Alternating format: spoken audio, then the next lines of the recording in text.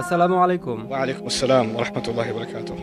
একজন লোক যিনি ৫ ওয়াক্ত নামাজ আদায় করেন, রমজান মাসে রোজা রাখেন, আর তিনি ওমরাও করেছেন এবং তিনি তাহাজ্জুদ নামাজও পড়েন।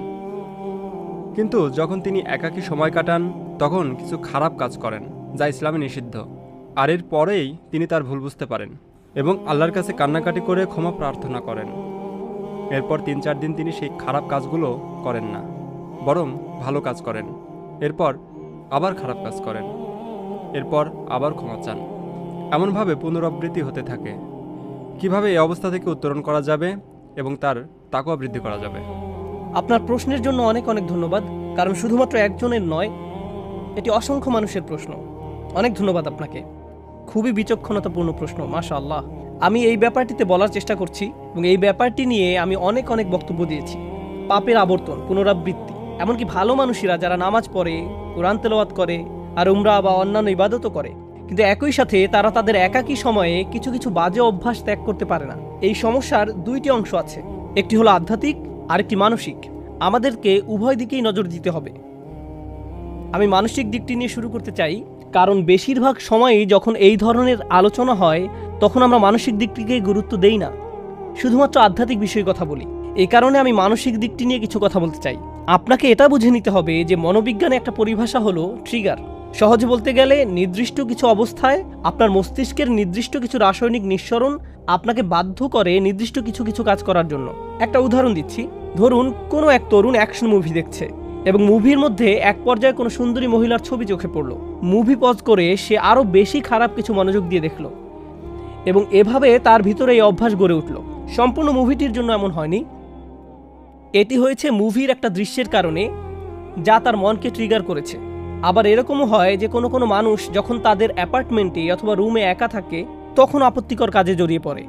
তখন এমন বিষয় ঘটে যেটা খারাপ। যখন সে মসজিদে থাকে তখন এটা ঘটে না, যখন সে বন্ধুদের মাঝে থাকে তখন এটা ঘটে না।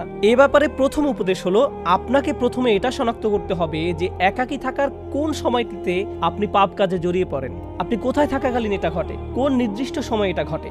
আর আপনি যদি এই সমস্যা ঘটার স্থান, সময় এবং পরিস্থিতিগুলোকে শনাক্ত করতে পারেন, তখন আপনাকে এই পরিস্থিতিগুলোকে পরিবর্তন করার চেষ্টা করতে হবে।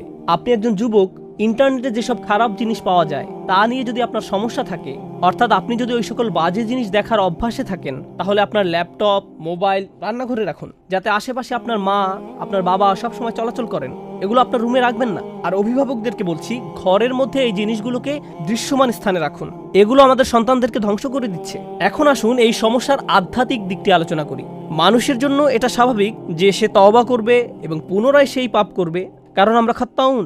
আল্লাহ রসুল সাল্লাল্লাহু আলাইহি সাল্লাম আমাদের বৈশিষ্ট্য বর্ণনা করছেন, খাতিউন নয়, কুল্লু বানি আদামা খাত্তাউন। আর খাত্তা হলো সিগাতুল মুবালাগা, যা দিয়ে অতিশয্য বুঝায়। সহজ ভাষায় এর অর্থ হলো এমন ব্যক্তি যে ভুল করতেই থাকে, ভুল করতেই থাকে, ভুল করতেই থাকে। যেমন খাব্বাজ রুটি বানাতেই থাকে, খাত্তা বারবার ভুল করে যেতেই থাকে।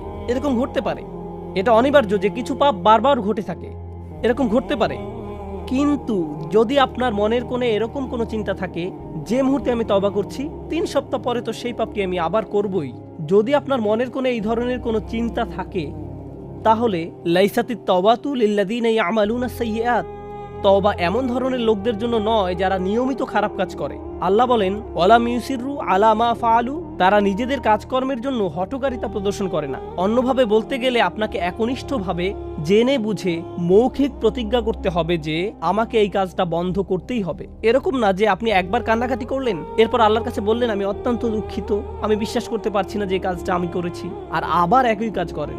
আপনাকে উপায় বের করতে হবে যে কিভাবে এর থেকে পরিপূর্ণভাবে মুক্তি পাওয়া যায়। নিজের সাথে ঐকান্তিক প্রতিজ্ঞা। আর আপনি যদি নিজে নিজে এটা করতে না পারেন, বন্ধু বান্ধবের সাহায্য নিন, এমন মানুষদের সাহায্য নিন যাদেরকে আপনি বিশ্বাস করেন। আমি জানি কখনো কখনো এটা বিব্রতকর, কিন্তু আমাদের সবারই মাঝে মাঝে পরামর্শেও বা সাহায্যের প্রয়োজন হয়। আপনি যখন বুঝতে পারেন যে এরকম ঘটছে বছরের পর বছর আর আপনি এটা ত্যাগও করতে পারছেন না, এটাই সঠিক সময় কারো কাছে সাহায্য চাওয়ার। এ কারণেই বর্তমান সময়ে উম্মার জন্য মানসিক এবং আধ্যাত্মিক কাউন্সিলিং অত্যন্ত প্রয়োজন, এবং এত বেশি সংখ্যক পারিবারিক কাউন্সিলিং প্রয়োজন যে এটাকে বলা যায় উম্মার জন্য অত্যাবশ্যকীয় বিষয়গুলোর একটি, কারণ এটা মানুষের কাছে শান্তি পৌঁছে দেওয়ার একটা মাধ্যম হতে পারে।